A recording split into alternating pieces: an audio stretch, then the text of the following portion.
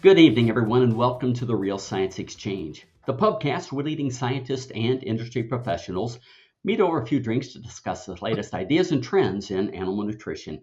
Hi, I'm Scott Sorrell, going to be your host here tonight at the Real Science Exchange, and tonight we've got two great guests. We're back with our next episode of the Journal Club, and as always, we got Dr. Bill Weiss here, Emeritus Professor at The Ohio State University. Now, Bill, when I first saw that we had this podcast scheduled to record right after the game this Saturday, and that I was going to be sharing some time with a couple Buck guys, I thought it would be fun to kind of reminisce about the victory. It's not going to happen, is it? It would be fun to reminisce, but unfortunately, maybe next year. So. Yeah, maybe next year. That's what we've been saying for about 4 years. But at least I'm still a Penn State fan.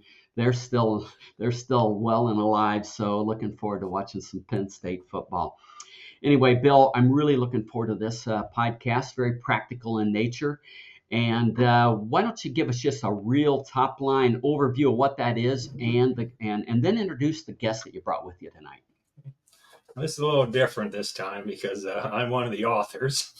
The paper was published in Applied Animal Science, which is the ARPAS Journal. I'll put a plug in for ARPAS. If you're not a member, you should really think about joining. It just came out in the most recent edition. I think that's November, but it might be October, but it's the most recent one. And the paper is called Perspectives and Commentary, Variation in Nutrient Composition of Feeds and Diets and How It Can Affect Formulation of Dairy Cow Diets. My guest here is a longtime colleague and friend. We worked on this project for probably 10 years, and that's Dr. Norman St-Pierre, previously from Ohio State University and now happily a sailor. So welcome, Norman. You're welcome, Bill.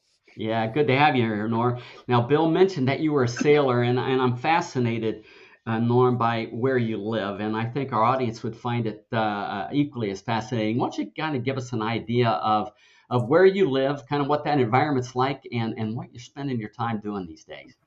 Oh, okay. Well, I'm retired now, fully retired, and I lived in Virginia, but it's a small island called Tangier, T-N-G-I-E-R, Tangier Island. It was named this way by Captain Smith when he was exploring Chesapeake Bay because we have a long beach that resembles a bit like the beach we have in Morocco, in Tangier, Morocco. Well, anyway, so it's that little island. There's 12 miles of water pretty much surrounding all around, about 400 residents remaining. And we have kindergarten to 12th grade school, about 50 students in total.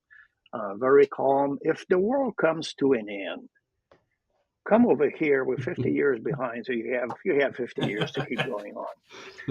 It's very peaceful, very slow pace, and so I have a sailboat. I love sailing, and so that's where the boat is. It's about 2 minutes away from where I live, and so any morning when I get up and there's a nice breeze, doesn't matter whether it rains or not. It doesn't matter if it's cold or not. There's a nice breeze. I'll be out on the water and shit can the plan for the day. Everything can wait for tomorrow nowadays. So yeah, that's where I'm at. Good, and that's right in the middle of the Chesapeake Bay or close? Yeah, right in the middle, pretty much South Chesapeake Bay. If you follow the Potomac River, just keep going east, and you're going to run just about in our little island. Mm-hmm. There's no bridge, of course. There's some kind of ferry, but not for cars. Most people on the island drive a golf cart, either that or an old beaten-up pickup truck. So yeah. Wow. That's what it's at. So. Yes, sounds like fun. So I want to thank Bill for inviting you to join us tonight. Hey, Bill, got to tell me, what's in your glass tonight? Well, it's a beer. It's a special occasion beer. I'm not making this name up. It's from 50 West Brewery, and it's called Wienermobile. And so I saw that name, I had to buy it. So. Okay. And what was the special occasion? With Norman Wienermobile, he likes to sing the Oscar Mayer song, so that's Wienermobile for that. So. Well, I'd also like to introduce my co-host for this evening, Dr. Clay Zimmerman. Clay, welcome back to the Real Science Exchange. It's been a while. Yep, thanks, Scott. And do you have anything special tonight in your glass?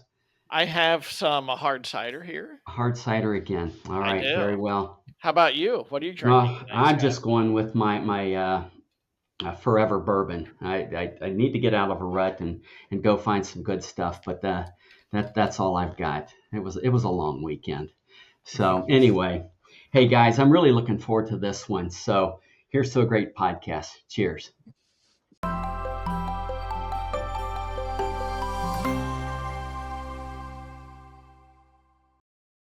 The economics of feeding Reassure precision release choline. Reassure is fed during the transition period, and because it's fed for such a short period of time, it costs just $15 per cow, and yet the benefits will continue to generate income throughout the year. Cows fed Reassure produce 5 pounds more colostrum, which pays for your Reassure investment on the very first day of lactation. Cows fed Reassure also produce 5 pounds more milk per day, every day. That means after the first day, every day is payday. Invest in Reassure during the transition period and recoup your investment on the very first day of lactation. After that, you got it. Payday.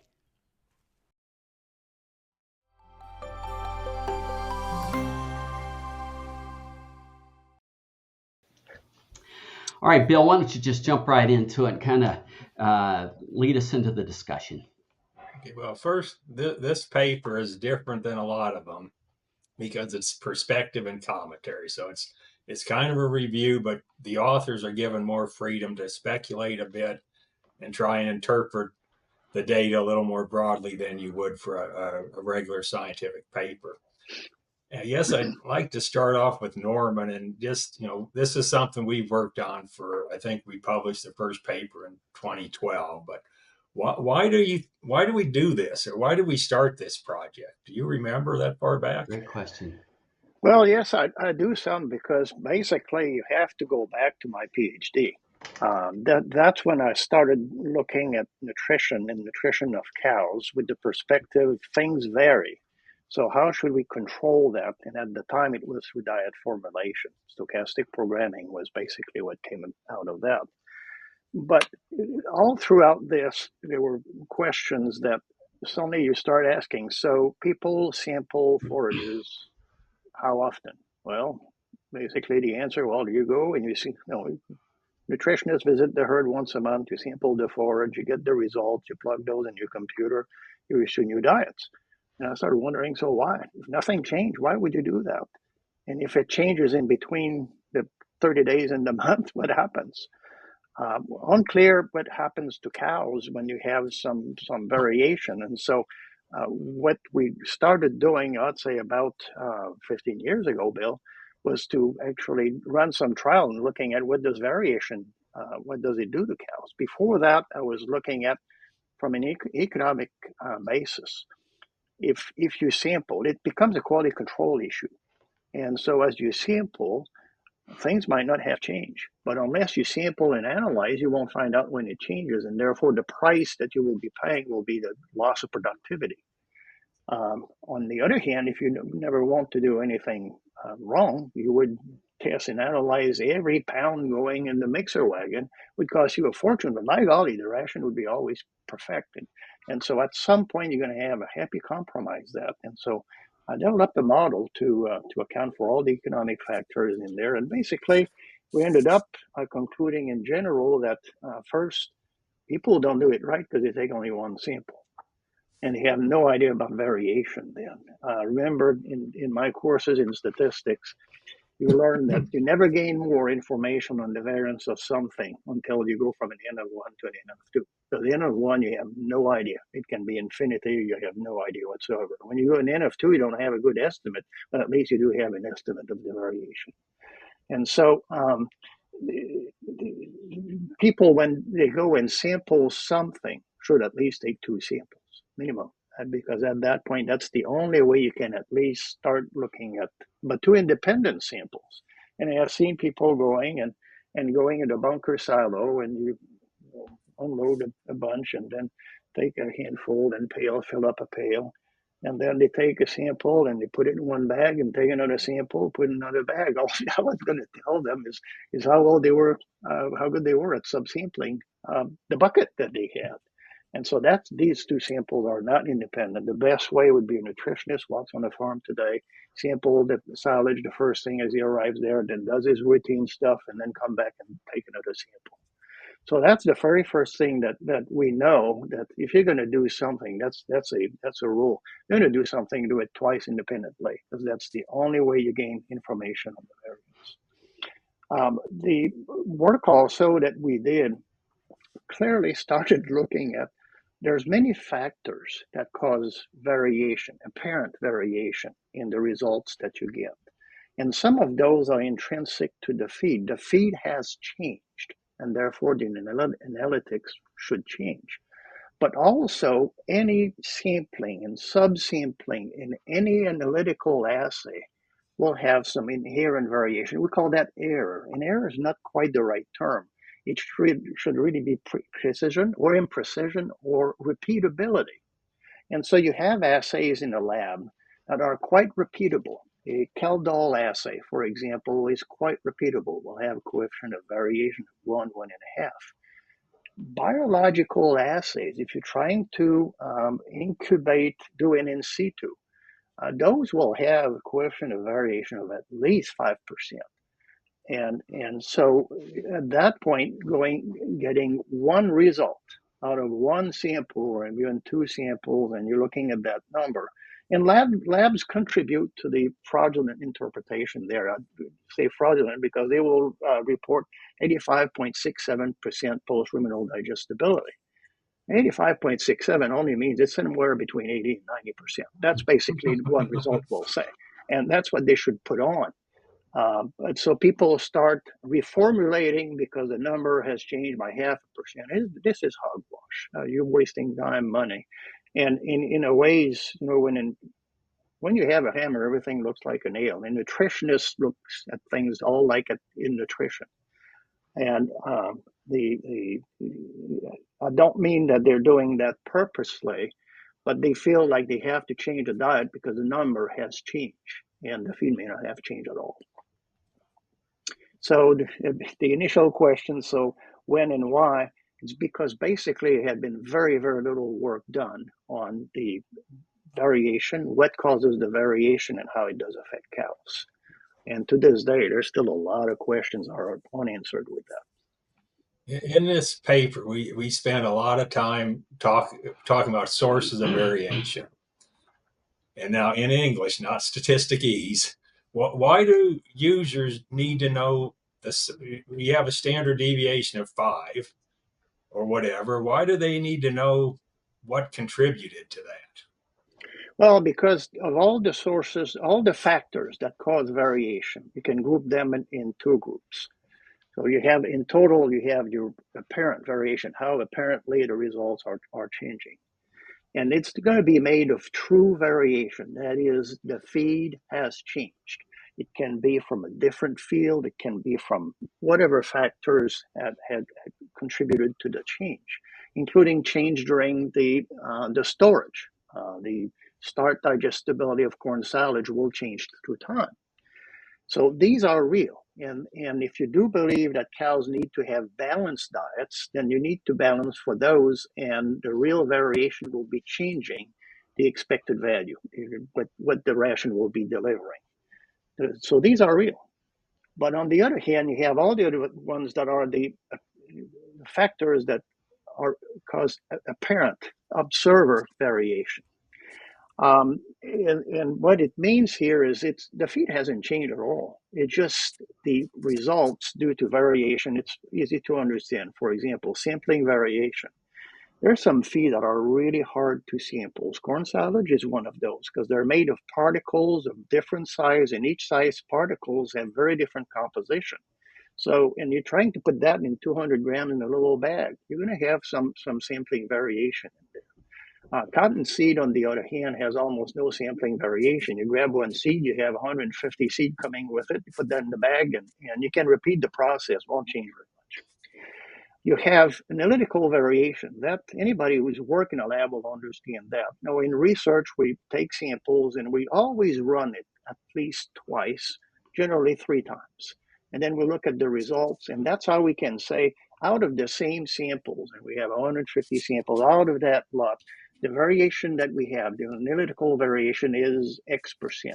So for example, earlier I said a Keldol, we see typically 1.5, maybe 2% as a standard deviation. So that means if I were to send repeatedly the same sample of alfalfa hay to a lab, and the true value of crude protein is 20%, the results coming from the lab will vary easily between 19 and 21%.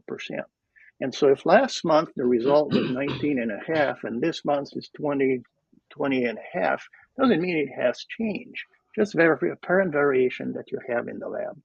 I've compared that at some point in time. I remember I was in Australia and they decided to take me out on a kangaroo hunt. Well, you stand in the back of a pickup truck and you go on the road, which is all bumpy and everything, and the kangaroo is jumping. You're trying to shoot that thing. Well, if you have a scope and you look in there, the kangaroo is moving a whole lot more than what the kangaroo is actually moving, because you're moving too. And so you moving is the observer variation, and the kangaroo is the true variation that you have in the height of the kangaroo. And of course, I wasn't very successful, so I hope nobody was hoping to eat kangaroo steak that night. And so it's very important because the proportion of those two group of factors vary a lot across different feeds. So for example, I've already alluded to whole cotton seed. You have the true seeds themselves have very, very little variation. True variation in whole cotton seed almost does not exist. It's very small, in fact. But if you go and take sample and send that to the lab, what is it they have to do? Well, the first thing, you have to grind it. Now you have 3 different substrate that you're grinding. You have the fuzz, you have the hulls, and you have the almond, the true seeds inside. And you grind that up, and then tell me how you're going to be sampling that to put in that little machine. You need 0.2 grams of that to put in there. So that's where most of the errors will be. And so when we look at whole cotton seed and the result from the lab, it would show that the NDF averages 35%, but it runs anywhere between 30 and 40. Most of that is apparent variation in the lab. The true cotton seed probably didn't vary by 1% unit. And so that's a case where a feed is actually quite constant in composition. The observer variation is what's causing apparent variation.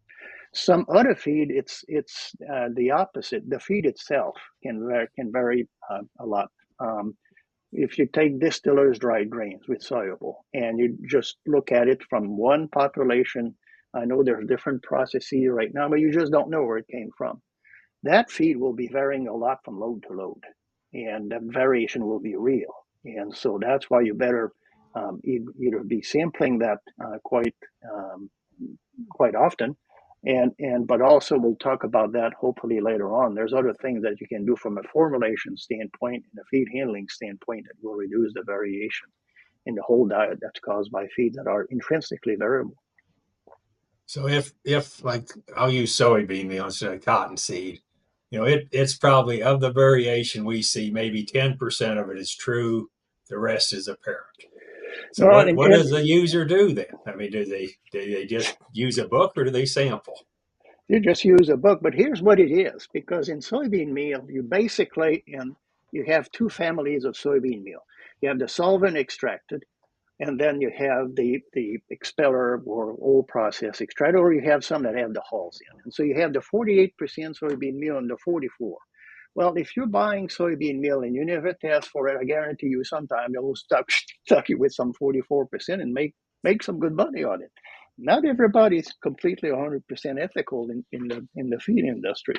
So the reason why you should be sampling, and feed companies do that, sample and send every load to a laboratory, it's just to be figured out whether it's been screwed up or not. That's all it's going to tell them, because otherwise the soybean meal, you're going to have slight changes from year to year, depending on the conditions of the crop. You may have a bit of regional differences, but these will be very, very minimal. The oil has been extracted, the hulls have been removed in solvent extracted soybean meal, and at that point, the meal itself will be quite constant. We'll just have a little bit of annual changes, but in the whole range of diets, it probably is minimal. So that's why soybean meal, just use the table values and move on. Spend your money on something more useful. Yeah, in one paper, I can't remember which one, but we kind of grouped feeds into where observer variation was much greater than true variation. We just say use a book. But if, say, corn silage, where both true and observed variation are quite high, how can a user get to the true variation under practical conditions? They want to eliminate this observer variation. Well, and the observer variation includes some things that happen in the laboratory. And I'm quite convinced that the commercial laboratories are overall quite good. That doesn't mean they're perfect. And so to be able to figure out how you're going to apportion the variance, is you have to repeat everything at least twice. So you're going to have to take two independent samples of the same silage, but two independent samples. You're going to send that to the lab and ask the lab to test them today, and ask the lab again to test them 2 days from now, and just run the same series of assays.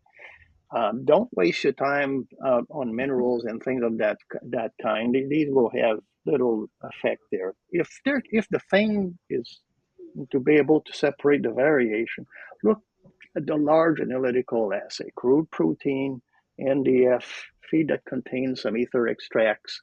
Probably could use that, and dry matter. And if you keep track of those, you probably are winning the game 98% of the time. And so once you've done that, you should be able to partition then the variance. Now, be careful. Standard deviations, even in things that are independent, are not additive. The variances are. And so, for example, if say the standard deviation for observer is the variation caused by the observer is 2 percentage unit, and the standard deviation from all the other factors that are the true variation is also 2 units. Combined, it will not be 4. It will be, you add the variances. So the variance standard deviation is 2, 2 squared is 4, plus 4 is 8, square root of 8 is about 2.7, 2.8. So the total effect will be less than just if you had the 2 standard deviations. Those feeds that you're talking about, Bill, those that have about equal variation due to observer and due to true variation, are those that you should really be spending more time on. Those that have true variation and little variances, those basically we know how to handle that through quality control charts. And you're going to have to do repeated sampling. You manage to see if things have changed or not, and then you reformulate or not. Or you can use what's called in statistics a Bayesian approach. You have a prior knowledge, you get a sample, and you weigh the results based on the inverse of their variances. So this way, let's say your table value is 45% NDF with a standard deviation of 2, and your analytical assay has come back at 50% and has also a standard deviation of 2. They have the same variance. All you're going to do is you're going to average the 2 and take that average. If the variation is different, you just weigh them, and that's explained in the paper. And that's generally a pretty good approach. And so if you have if you have no clue about the variation they have in both, I've always said use the half-step approach. Take what you thought it was before, take what you think it is today, average the 2, and use that number. And next time you get a sample, keep averaging. This way, you'll be only half wrong. I think that's an important thing. You want to minimize your risk of being really wrong. And you might not be right, but you want to, and taking averages minimize or reduces that risk. I think Minimize that. And people are forgetting that there's two ways you can be wrong. The feed didn't change. The result did, and now you change the diet. Now you're screwing up the cows. The other ways you're wrong is the feed did change and you don't change the diet. Eventually the cows, if there are cows, eventually it'll let you know. So the most expensive assay is when the cows tell you that the feed that you did something wrong, and suddenly you lose milk and shit hit the fan. That's a really, really expensive lab you're operating there when you run things through the cows to find out if things have changed. And so you have those two errors, and both have a cost. And so you're trying to minimize the sum of those two costs. As we'll, I suppose, be talking about in a minute, even things that vary a lot, if you include them in very, very low amount in the diet, they will not affect the variation of the diet. So don't waste your time with things that you're adding at half a pound per cup a day. It doesn't matter if it varies. And another thing, so if you make corn silage as substantial true variation, substantial observer variation, so you take two independent samples, you send them in, and then you just average them. The user would just average those numbers and use that number. Yep. And the question I get a lot is, okay, you did that, and now you go back a week or 2 weeks later and you sample it. Should you then average that with the previous number, or do you just say, no, this is the new number? How much averaging do we do? Well, there's two ways to handle that. There's the correct way, but it's more complicated. Use a quality control chart and you decide whether the change that you've had is significant enough based on the economics that I've explained that in an old paper that nobody read. And so you can do that. And that will be correct, but it's going to get complicated. The other one is you just keep averaging. So over the whole year, or do you say, okay? Well, when you get the new crop, I think by then there's a pretty good likelihood that things may have changed. At least it's a new crop and you go in. With corn silage, also alluded to that previously. Some of the analyticals will not change. By the time you have a bunker silo and you load these up with a slope of 20 to 30%, and it comes and nowadays we fill these silos so darn quickly and everything. But basically, it's probably quite uniform in there. Maybe not, but most time, what it is you're going to have a change through time. The dry matter will be changing, and not necessarily because it's going to rain on or something, but through the fermentation, you're going to have some change in the moisture content. Maybe 1.5%.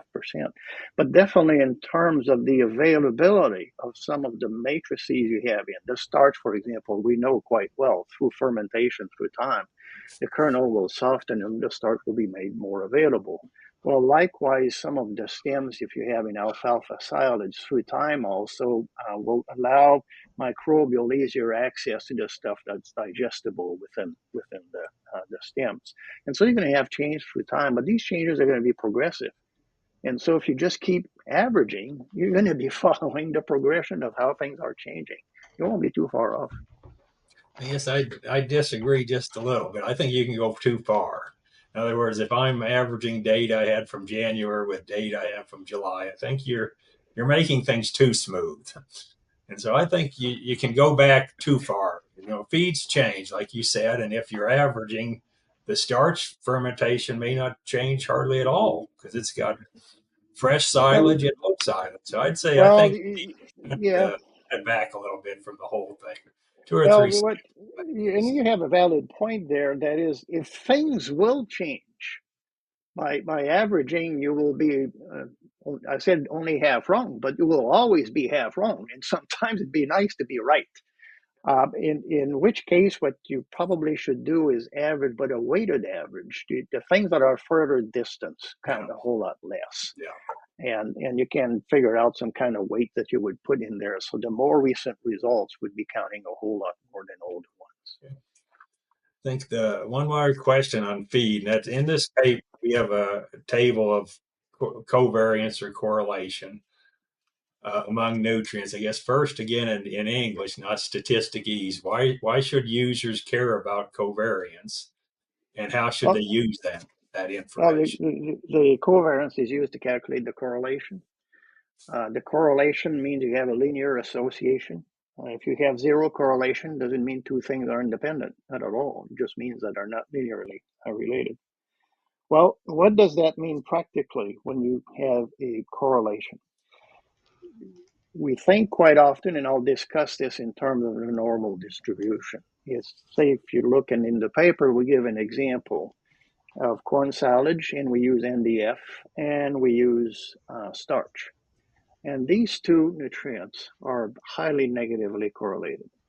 So if your silage averages 45% NDF, getting a silage with 47% is actually not very unusual. 17% of corn silages would actually have a higher NDF than that. So it's kind of on the right-hand side of the distribution, but not too far. And likewise, if the starch averages 35%, getting a starch of 38% is not that unusual. 17% of sample would be coming out with a starch at that level or higher.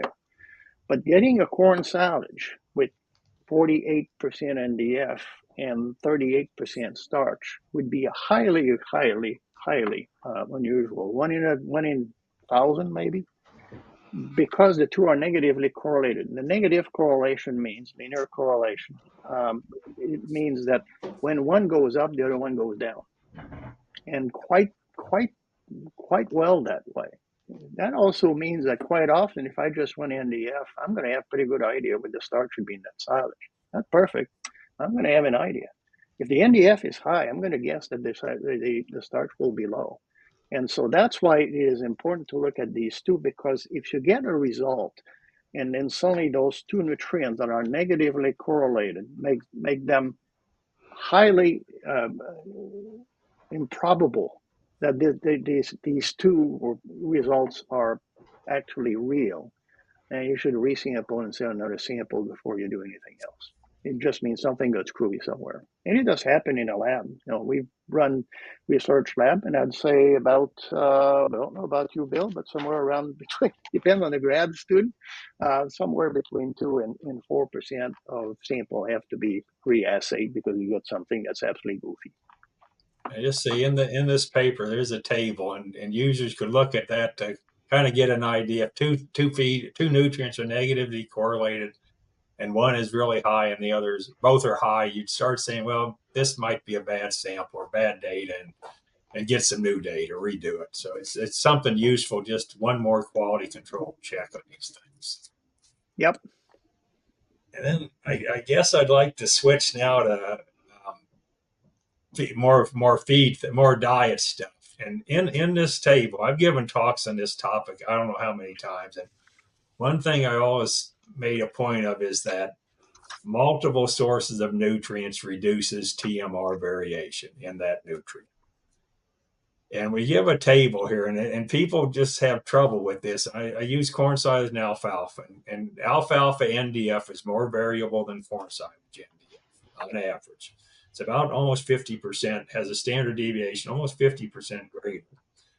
But if you use a blend of those two, you actually get less variation in NDF than if you'd use all corn silage. So can you explain how that works? Well, I'll explain it first in sort of mathematical concept. The contribution of the feed to the variance of the whole diet grows with the square of the inclusion rate. So every time you double the inclusion rate, let's say you have distiller's grain, we said it, and you don't know where it's from, and so it can be quite variable. If you go from feeding 2 pounds per cow per day to 4 pounds per cow per day, you've actually quadruple its contribution, the variance of the diet. And so the problem with distiller's grains is not necessarily what it will average. It's the fact that since it varies, if you start, it's cheap, and if you start feeding too much, at some point you will be the distillers will be affecting the whole diet too much. So and so if you go back to, and actually with distiller's grains, I had worked out an example. If somebody was to use 4 silos and put 4 different independent sources of distiller's grains in there, doesn't matter where they come from, just 4 sources, and mix them a quarter, and a quarter, the variation in the whole would not be more than the variation you have in soybean meal. Just because, again, a quarter, and you square that, and you do the sum of the whole, you have reduced by 16-fold the variation of the whole. And so now you understand, since the variation of the whole, the contribution of a feed to the variation of the whole grows with the square, things that are quite variable, you feed less. If you just cut it by half, you will have reduced by 4-fold its contribution to the diet. And so if you think that the variation in corn silage is a factor, have 2 bunkers and just feed half from a bunker, half from the other bunker. You will be reducing the variance of the whole of the contribution of the corn silage to the variance of the diet by 4-folds. And so that's why, with your example, you can put alfalfa and corn silage together. Now it's 50-50. Well, 0.5 squared is 0.25. The sum of the two will be half of what you had before. And so that's the beauty of mixtures. Now, so that's the mathematics. But if you just think of it, you would intuitively, you would think mixtures ought to be much more uniform than any of the things that you put in, because the things that you put in, they will vary, and if they're independent, which feed are, no, the corn silage doesn't wake up one day and ask the pile of haylage, oh, how do you feel today? Are you higher than NDF? And then I will, no, there's no correlation between the two. So if they're independent that way, then the errors will tend to self-cancel, and the more that you have, the more they will be canceling each one of them. So things that are quite variable, you use in smaller amounts. Things that are not variable, you can put in larger amounts. And anytime you mix things, if they're properly mixed, you will be doing a heck of a job at reducing the variation of the whole. That's what a total mix ration is supposed to be doing. And we put, to me, a very useful example on this table with different ratios. The percent forage in the diet is constant. We varied the ratio of corn silage to alfalfa. The alfalfa has a 30 or 40% greater standard deviation. And the optimum mix was about 40% or 30% alfalfa, 70% corn. It was much more consistent than the diet with 100% corn silage over day-to-day variation. So again, these blends just are better if they're well made, or just better, for the more consistent. Yeah, likewise, people buy some hay, to which I say, well, if you think you're feeding significant amount, if you feed 1 pound of hay, it doesn't matter. But if you're feeding, you're out west and you're feeding significant amount of supposedly premium alfalfa hay, and if you think that variation is of concern, make 2 piles. No, and if you're feeding 10 pounds, take 5 pounds from one and 5 pounds from the other one, and you will be reducing significantly the variation in the whole diet. Again, you said they have to be made correctly. That's where the assumption here is they're following the recipe, but mixtures or blends will be better than single sources of nutrients. Yes, the last part of this paper was talking about effects of variation on the cow. And speaking for myself, this was probably the most interesting research I did in my entire career. And I did a lot of research. And the studies we designed to look at variation on day-to-day variation on the cow, to me, was just remarkable. What can you explain, especially Peter Yoders, who was a master's student for us, can you explain that experiment a little bit? Because I thought that was, again, this is where he randomly picked a random pattern of forage NDF variation. Well, I think you'll be better to explain that than I do, because a lot. And you're asked where that came about. I ran an experiment, and those of you familiar with the Ohio State University, we basically live in 2 different campuses in the same state, but may as well be across 2 different continents. So you have a group in Worcester, and we have the group in Columbus, and we had a few cows, and doing research on the Columbus campus was not easy. It's also a teaching herd, and I'll spare you the details for the rest. But anyway, at one point I had a grad student. We had run this just neat little experiment. And basically, these were cows in mid-lactation, about 35 kilograms of milk, 70-some pounds of milk. And we had 3 treatments. One of those we fed the diet that was at 15% crude protein, and my golly, we did our best to maintain that consistent day-to-day basis. It didn't change. Another diet, it was for one day they were on 13%, and the other day on 17%, and back on 13, and back on 17, and like this for 3 weeks. And the third treatment, it was 11% and 19%, and 11% and 19%. And so we really thought that, especially the third treatment, cows would shit out of bed. I mean, they just, when you get to 11%. This was the most boring set of results because no, normally you say, well, things were not statistically different. But here, when you go to the second decimal point, and it had no effect whatsoever. And so they just kept on 35 kilos of milk. There was no change in butterfat test, no change in protein test. And so when you get something you weren't expecting, and you sit on it for a while, the grad student masters graduated, went somewhere else, and then I went to Australia and forgot about all this shit. But it kept haunting me, thinking, well, if we had done it every 2 days, at some point, 11%, the cows, at least some of the cows would drop. We know that. But how long? What frequency and for what nutrient? And this is where we started having beer together and wondering, well, for example, you told me that for vitamins, quite likely, at least for some vitamins, you could give the 7 doses of vitamin in one day. So for 6 days, you would have none, and we're all in one day, and you wouldn't see hardly any difference. For some of the nutrients, maybe the frequency is daily or by 2 days, and some others, it might be a matter of hours, things that would affect ruminal fermentation, for example. And we didn't know that. And so that's when because doing research in Columbus was so hard, I sort of passed the baton to you and shipped Yoder to Worcester and said, hey, you take care of it. Take care of them. And that's when Peter ran that experiment. And I'll let you discuss the results because you're more fluent with it since you were the one there with the cows.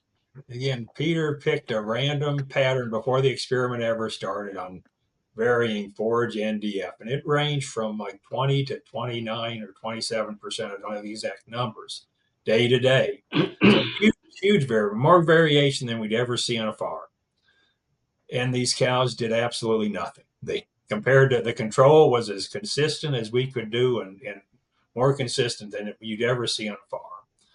And this highly variable one, which again in a random pattern went high, low, high, all over the place. And production was about 100 pounds on both treatments.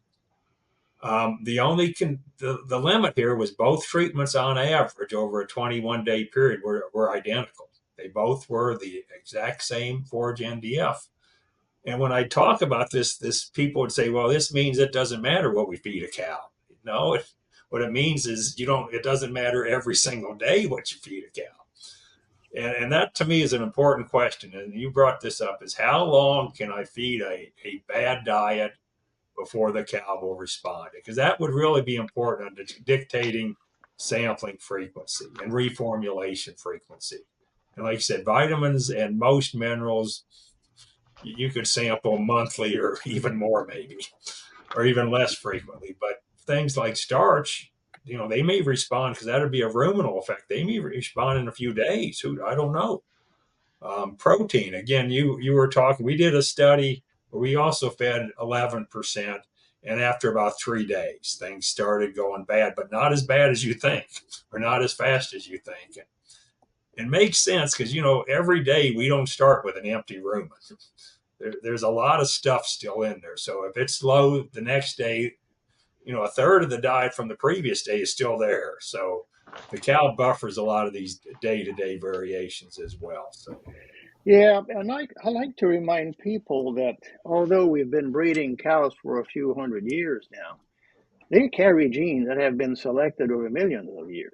And there is no way a ruminant would survive in the wild if every day or every hour they needed to have something that is quote unquote balanced. Now, mind you, those ruminants don't produce 25 or 35,000 pounds of milk. So that might shorten, it might reduce somewhat the adaptability of the animals.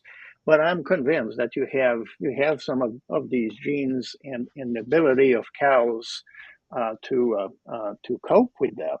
In our experiment where we were varying the protein, the milk urea nitrogen was tracking exactly with the diet. I mean, you could just see that plummeting and jumping right up.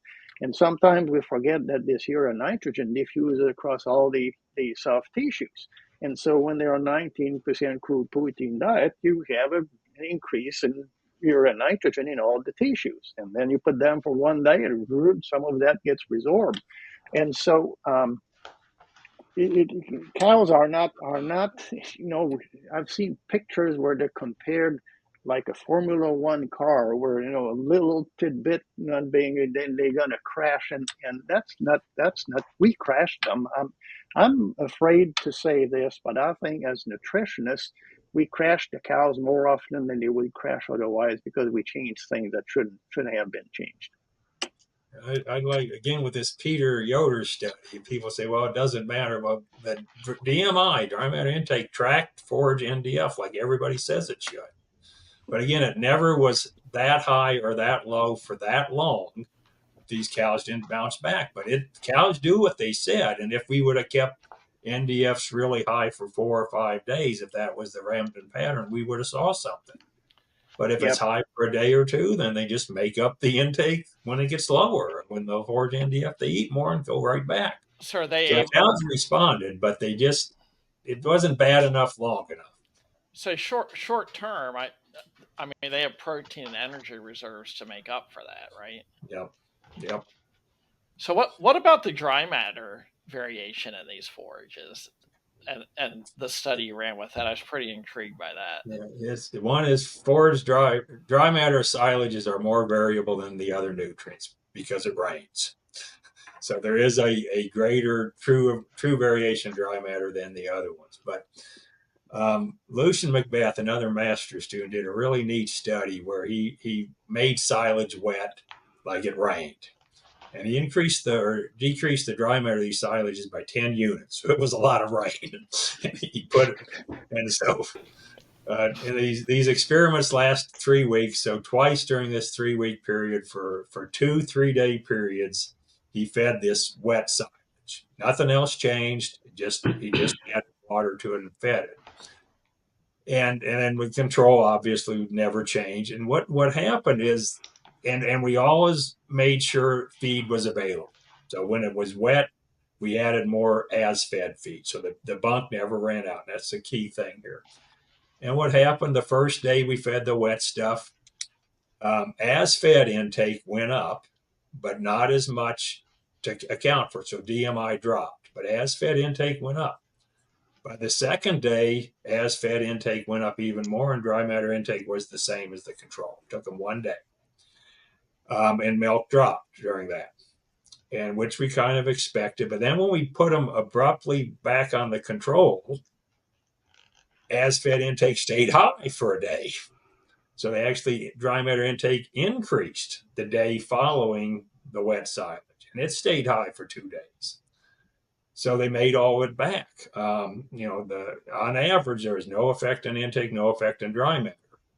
But it dropped when it was really wet. But then when we went back to the drier stuff, the normal stuff, intake increased. And it's like these cows, it took a few days for them to figure out, I have to eat more. And then, now I have to eat less to maintain intake. And it's always intrigued me if we could use this as a management tool. Like once a week or something, you feed really wet silage. And then go right back and see, will that bump following the change in dry matter, will that can be consistent and actually end up with more milk? So now, Bill, there's a very important point here that was important in that experiment, is the total amount fed was not limiting. That is, there was always feed there. Exactly. And so from that, my hypothesis is really what we see in herds that crash when it's because the silage gets wet. They feed the same amount as is, and so you have less dry matter. The cows run out of feed for 4 or 5 hours, and that doesn't work. That we know. And so when you have bare bunks, and so if the silage is wetter, just feed more of it. Don't change the formula itself, just feed more of it. Yeah. And so it's a matter of bunk management as opposed to dry matter management. But I'm convinced myself that's a good example also. If it's wetter today, when is it not going to be so much wetter? And at some point, it's like a dog running after its tail. And as long as cows would have sufficient feed that they don't run out in the feed bunk, I think they'll do fine. Yeah, in that study, there was a treatment where we rebalanced it to account for the dry matter change. That was actually worse than when we just fed more of the original TMR. Yeah, we made no adjustments, just feed more. yeah, it was counterintuitive, but it was very clear. I mean, very clear. And there's a study, I think it was out of USDA for Dave Mertens, where he did the same thing, but he didn't feed more feed. Cows ran out, and those cows did substantially worse. So if you have to make sure increase delivery rates of the TMR, but I wouldn't get too excited about changing the forage concentrate as the silage got wet.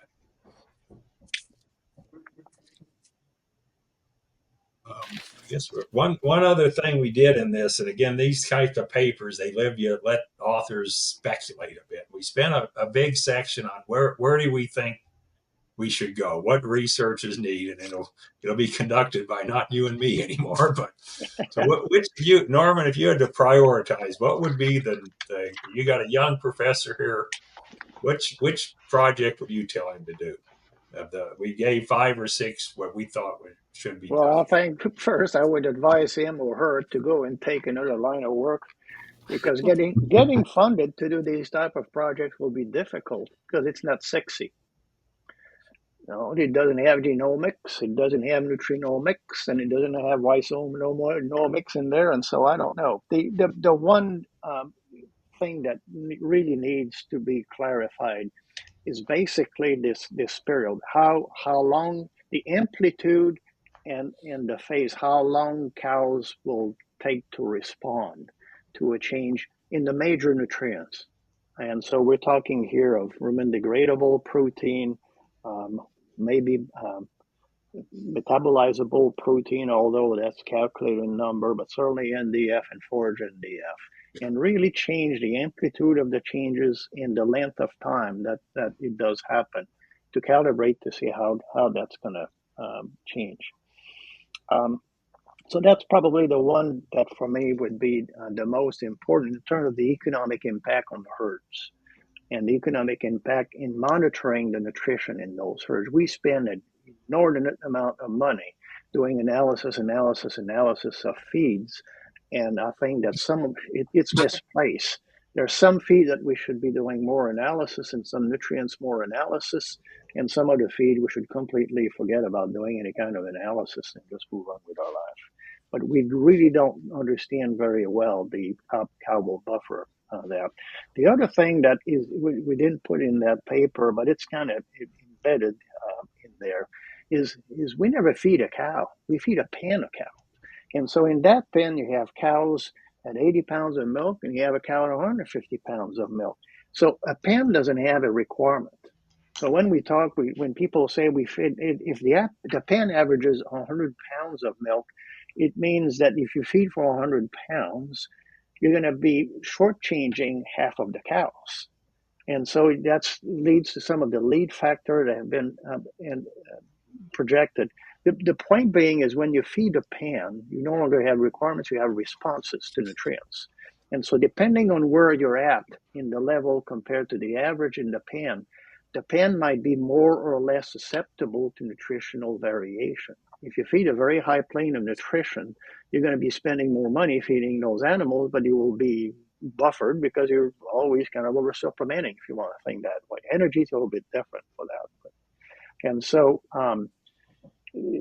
that's also an aspect that is very not often studied. That is for example, when we did these experiment and we're looking at how again, we just look at on an average. Well, if nothing happens, probably nothing happened to any cows. But when you start having some production responses due to variation, is it the high producers that crashes, or the medium, or the low? I think my hypothesis would be it's the highest one. You knock them on the head, but that hasn't been done. And a way to do that would be to have factorial approach, where you have cows of different potential, different milking ability, and look how they respond differently to variation. In the studies that you've done, looking at the feed variation, were there really fresh cows in those studies, or were these cows a little further into lactation? All these were, some of them were early lactation, but not fresh, maybe 2 months. And again, we were afraid of what was going to happen to these cows because some of this variation was huge. So we didn't want fresh cows. But that's a good point. Are they more susceptible? We all think they are, but maybe not. But that to my knowledge, no one's done any of this stuff with fresh cows or even real early Yeah. lactation. And so to summarize my answer to your question, Bill, there's some stuff that has been looked at because it was relatively easy and cheap. That is, to partition, for example, the variation in feed between the observer variation, the true variation. All of that compared to an animal trial is a whole lot simpler and a whole lot cheaper. There's just not a whole lot of animal experiments, and multi-factor, again, like I said, to look at what animal factors might modulate the response that they will have to variation, and the magnitude, the amplitude of the variation, and the duration of that, the duration of different phases. That becomes more onerous. Also, imagine if you start doing experiment where you think that you're going to be screwing up cows in early lactation. You think that is very popular in your department. So at universities, you're going to have some problems there. In commercial herds, you have an N of one. You have one fresh pan. So it's very. I've during my career, I've was visited many times by people who were doing commercial experiments in herd, and I probably was seeing all the sick the sick experiments because they were coming to me when things didn't go out as it was planned. I got a lot of time I could tell them just what it died of. But replication is pretty fundamental in research. If you don't have replication, I can't tell you what the hell happened. Yeah, I'll also say, in these fresh pens, the cow variation is going to be a whole lot higher. Because you're going to have cows at 1 day of milk eating hardly anything, and cows at 3 or 4 weeks that are eating 50, 60 pounds. So that would even make it more maybe it makes it the pen less responsive to variation because the cow variation is so high. So that would be really, really tough experiments to do. So Yep. I guess before we end here, I do want to put a plug in. You said funding is a major issue. USDA did fund a lot of this research, so do some practical research. Well, And I I guess, think what it was, Bill, though, is the way we yeah, the way we worded that out. oh yeah, And so, and we were really good in there at writing those grants. I would not have got the fund. I didn't have the right verbiage. You have to put it in a ways that the people reviewing understand, but also in a way that people will understand the impact it can have. And so he did a masterful job of doing that. So USDA, you couldn't go and get funding, but it'll be for young faculty. It'll be a whole lot easier to get tenure in finding something a little less complicated, a little less onerous, and something more fundable. I guess I asked you the question, what would you prioritize? To me, what I do is this idea of what I call controlled variation. Change the ratio of corn silage and alfalfa once a week or something. Will this stimulate intake? It works for humans, it works for pets, it works for zoo animals. So this would be an area I wish people would look at. Can we every so often change something, and will the cows respond positively to that change? I think that's a intriguing area of research. So Bill, I was curious about that. I think that was the last question that you all had in the paper. So you talked about zoo and lab animals. So explain what's happening there. Well, for a zoo animal, they might put in uh, a different fruit. Say they're vegetarians and they eat. And on Wednesday they feed oranges, and then all of a sudden they just behave better. They may eat more. They do better. And so, will this diversity in diets? Well, that I can remember from the first nutrition class I ever had being beaten to my head. Cows love to be bored. They kept saying this. And no one ever proved that. And so maybe cows like a little variety in their diet. And maybe they'll respond positively if all of a sudden I throw some hay in a diet that's never had hay before. They say, boy, this is good. I'm going to eat more, and then they're going to produce more.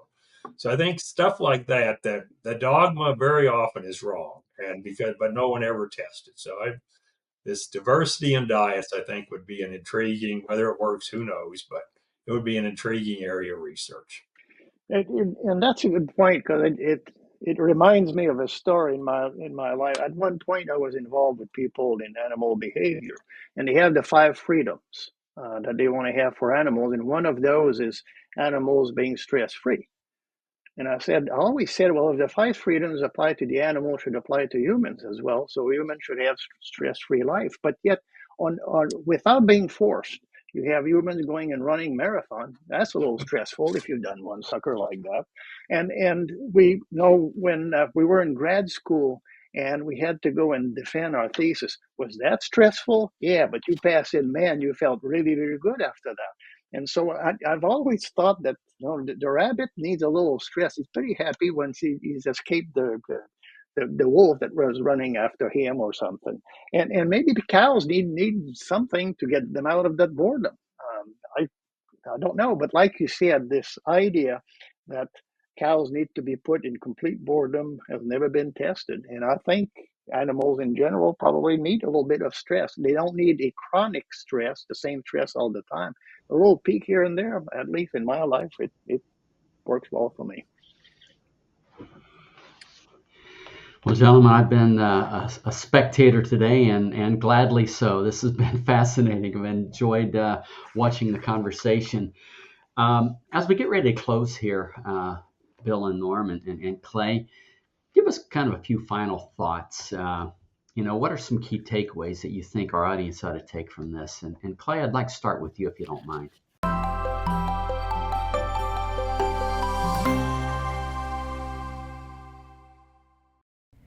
New research is changing everything we thought we knew about choline's impact on the cow and her calf, and top scientists have a lot to say about it.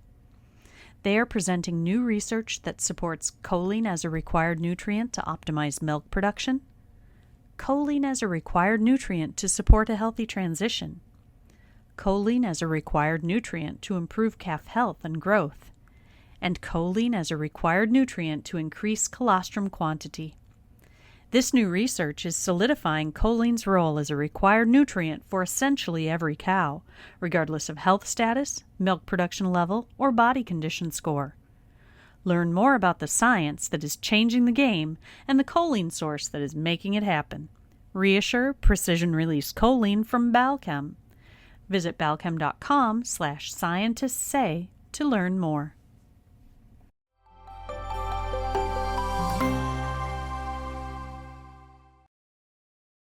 So I really love this paper. I've never read a paper quite like this. I would encourage everybody to read this. I liked how you wrote, there's 4 rules that they wrote in the paper that we've kind of covered during the conversation. And then it ended with the 7 research questions that Norman and Bill, they hit on 2 of those, but I think it's a fascinating paper and a really good read. So I would encourage everybody to go read that. I think there are a lot of take homes here related to sampling, or on the flip side, things that you really shouldn't bother with sampling it and using the book values that are out there. Yeah, good comments, Clay. Norm, do you have any final thoughts for us? Yep.